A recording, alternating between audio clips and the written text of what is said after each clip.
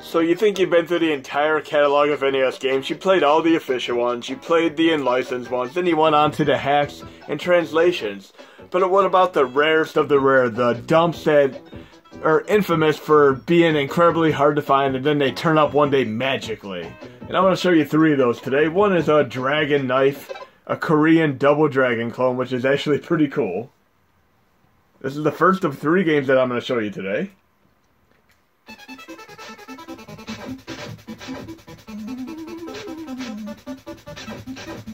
Everything you'd expect from your typical NES game.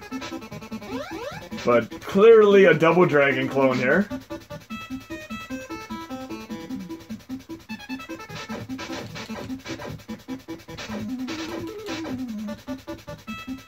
Not bad at all.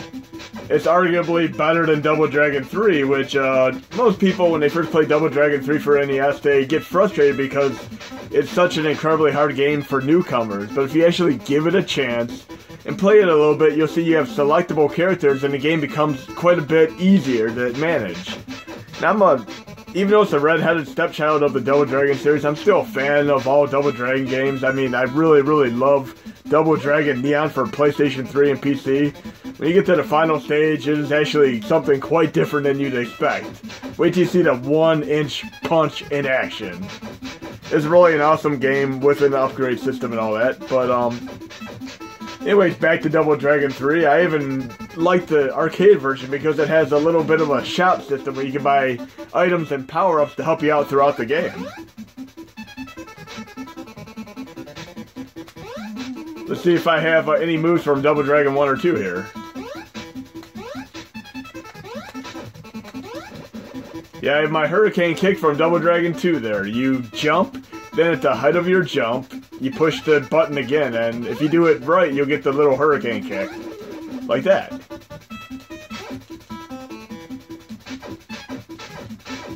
And this is a 2-player game. So it has one little perk above the original Double Dragon, which did not have a 2-player mode. Imagine Double Dragon on NES with a 2-player mode, and not the one-on-one combat. I'm talking going through the game, tried and true fashion, just like the incredible arcade version. 2-player all the way to the end, and then having that little surprise twist at the end. That would have been awesome. Even the Sega Master System version had 2 players. But anyways, we're going to move on to the next game. But this is a Korean clone Dragon Knife, which is actually a pretty cool Double Dragon style game. Then we're going to move on to something that would look from first appearances could be deceiving. It seems like it could be a kid's game, but it is really nothing like a kid's game. There's a good actioner in the vein of Monster Party and other Bandai games. I'm not sure if it's pronounced Bandai or Bandai. I'm going to go with Bandai, but SoFo has made some good action games in the past. They made games similar to Natsumi, and Natsumi made Shadow of the Ninja. But this is another game that wasn't released. All 3 of these have never been released.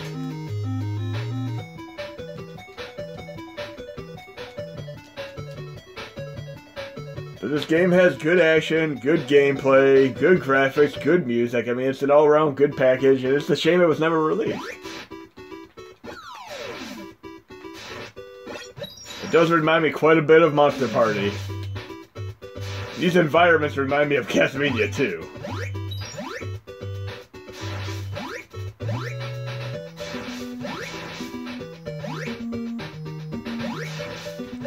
It's the opposite of a kid's game because it is actually somewhat pretty challenging.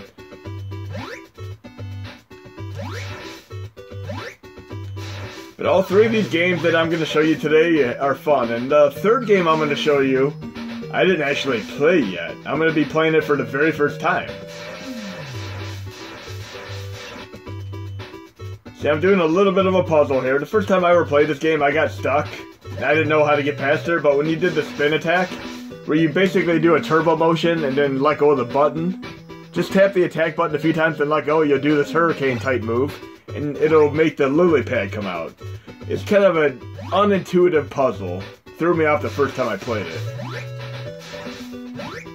But not at all bad game. If you want another action game to play for NES, and you've been through many of the other ones, this one's definitely worth a shot. Of course, you got Dragon Knife, you can play a 2-player. But we're going to be moving on to the next game here. The final in our series of 3 undiscovered gems today.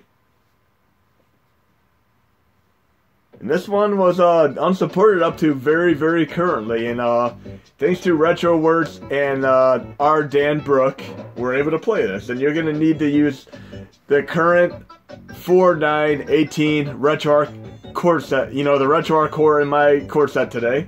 And it would need to be run with NESTOPIA. bin/NESTOPIA. So again, it'll run with either of the RetroArchs in my set today. It's called Magic Kid GooGoo, which is a Korean platformer game. I believe the game that came out before, that was another unreleased game called Wally and Buzz, was very similar to this. It strikes me as a passing resemblance to it, from just seeing this right here. Very, very colorful, bright, very good music. It reminds me of a Bonk style game, and almost a little bit of a YY World style game.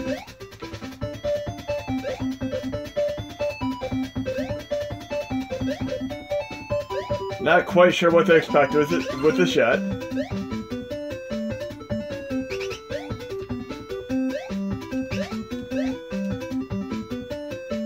But you guys and gals are going to be able to try out a new game today. And it is being run with NESTOPIA. Oh, looks like I have a pause menu where I could select between different characters. This is kind of cool. It looks like a penguin or a knight. Let's see what happens when I pick the knight.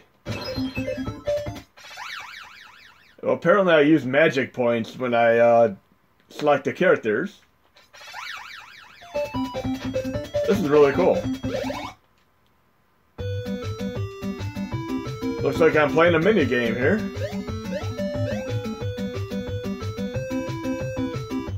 Not sure what I'm doing exactly here.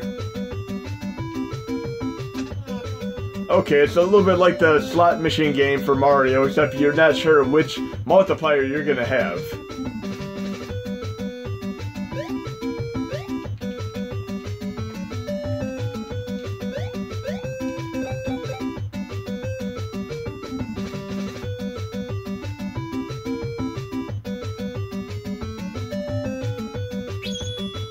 That works for me. Look, I have one more chance here.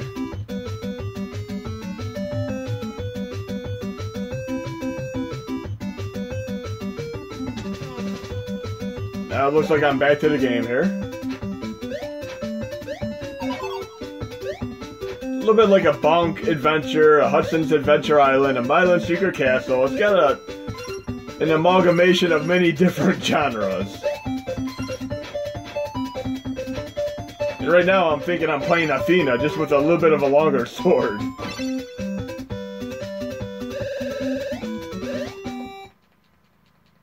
Definitely a cool game. I'm liking all 3 of these. I'm assuming if I end up getting taken out, it's going to be much more difficult, because this knight is pretty powerful compared to my main character, who doesn't seem to have any real attack. Oh look, I can even fight underwater. It's like a cross between a Mega Man fish and a Mario fish.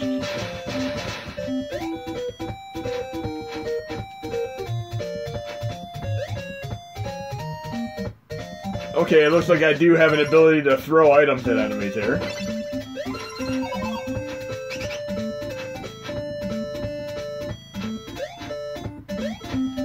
And I'm kind of curious if they have any kind of like warp zones or hidden areas like they would in Mario 2 or 3.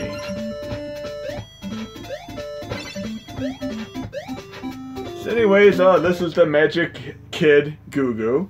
And we got 3 games you can check out. Again, they're the Korean Dragon Knife. Then, of course, the unreleased USA game Happily Ever After. And last but not least, Magic Kid GooGoo, which you're going to be able to run with the RetroArch in today's core set. So hope you enjoyed the video, and I'll be releasing the set within a couple of hours.